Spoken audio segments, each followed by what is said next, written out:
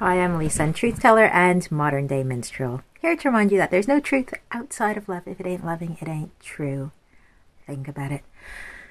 So, recently I've been feeling really sort of like slobbing around. I've been wanting to wear really comfortable things, sweatshirts, tracksuit bottoms, stuff like that. I don't even own much of that kind of thing. I own two hoodies. This one I inherited. The other one I bought one day a few months ago when I thought I should own more than one hoodie for these times when I'm feeling like a total slob and I don't just want to wear the one hoodie every day. So most of the time I'm in a dress and heels. That's what I like wearing a lot of the time, is a dress and heels. If I don't have to walk very far, and if I have a choice about it, it'll suit the purposes of what I'm doing, I'm in a dress and heels. But it's okay. Like, I don't judge people for what they wear. You can wear whatever you like, and I don't judge myself for what I wear. I'm just as happy in sweats as I am in a dress or whatever. But it's made me think about this idea that you have to look a certain way, or that you have to be presentable in a certain way, particularly if you are sharing something with people. If you're in the public eye, then everything about you and your appearance is somehow up for scrutiny. And the way people are expected to look presentable, like whatever that means. Oh, it means we can present you that you won't cause deep offense and shame by being witnessed in public.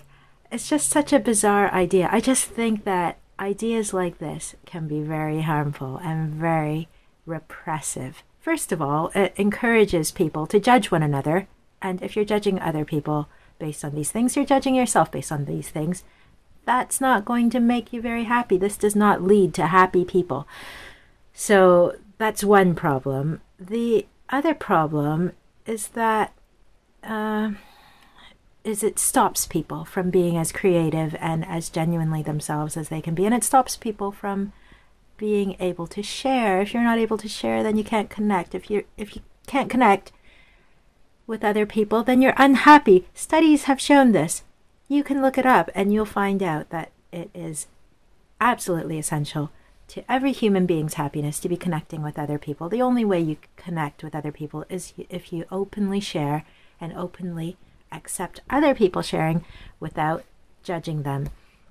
And so, yeah, this sort of superficial obsession, which kind of looks like a trivial sort of choice, on the one hand, it's actually really profound, because when this message gets propagated far and wide, when people start believing, oh, it's really important how you look, and you have to look a certain way, and if you don't, then everybody has the right to say, oh, honey, well, you could have brushed your hair at least before doing that video, or, oh, did you have to wear that suit, or really, you've got to wear lime green, or who thinks, it's just really stupid. Like, if you think that the way you look and the way you sound and whatever, all these things about you, these things are going to be judged, and if you think that's going to be somehow something too painful for you to bear, then it's going to keep you from doing great stuff and being yourself. It makes me think of how it took me ages to get around to even starting this vlog. And I'm not saying that, on any conscious level that was why, but maybe somewhere deep inside, a part of me thought, when I get, in fact, so many creative projects, I think when I get my life sorted to this extent. Okay, here's an example of something that I don't do as much as I would like. I don't read as much as I would like. I spent a lot of my, in fact, I spent most of my hours, all my free time and school time as well, as a child and growing up, reading fiction and then reading nonfiction as well. I love reading. It used to be a massive escape for me. But somewhere along the way, somehow, I became too busy to read that much. And I still love fiction. I still love a great story. I love great characters. But I don't have time in my life somehow to be spending an hour a day reading, or even a half hour a day. Why is that? I kind of feel like, well, there's this other stuff that I need to sort out. It's when my life gets sorted that I'll be doing this thing that I love. No, that is absolute rubbish. If there's something that I love, then I need to make time to do it in the here and now each day. Even if it's like a half hour a week, actually, I have to create the time, because that time when things are sorted out is never going to happen, because it is a psychological state.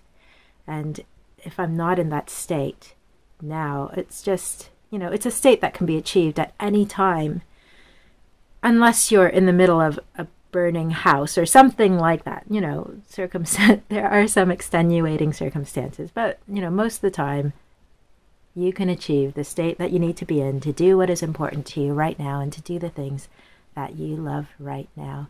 And so, getting back to this whole superficial appearances thing, if you're waiting to be an expert before you start doing work in a particular field, if you're waiting to be better at public speaking before you go around doing speaking, if you're waiting to be good at anything before you start doing it, you're never going to get good at it.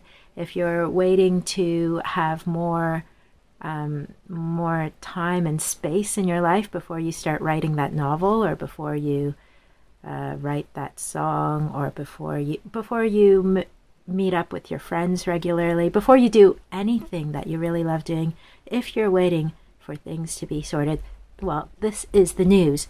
The news is that's never going to happen. If you're waiting, you may well be waiting a long, long, long time. You may be dead before you stop waiting. So stop waiting. This has kind of turned into a little motivational pep talk. That's okay. Sometimes that's what it is. It is what it is. I'm going to stop talking now. Bye.